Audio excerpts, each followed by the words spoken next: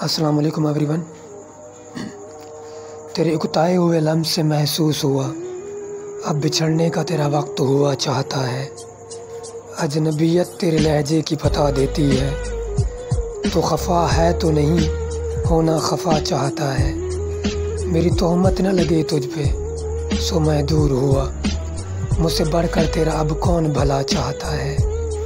मैं ख़ुद को भी कोई फैज़ कभी न दे सका, और तू है कि फ़कत मुझसे सिला चाहता है।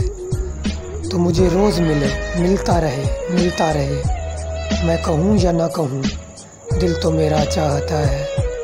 तू तो मुझ तालिब गम शख्स पे हैरान ना हो, तू तो मुझ तालिब गम शख्स पे हैरान ना हो। दिल बड़ा है ना सो ये गम भी बड़ा चाहता है। सब कहें हमने तुझे चाहा तू देखे मेरी सिमत, सब कहें हमने तुझे चाहा तू देखे मेरी सिमत। इशारे से कहे सबसे जुदा चाहता है। Thanks for watching. सब दोस्तों का शुक्रिया। प्लीज़ मेरे चैनल को सब्सक्राइब कर दें एक बार। थैंक्स।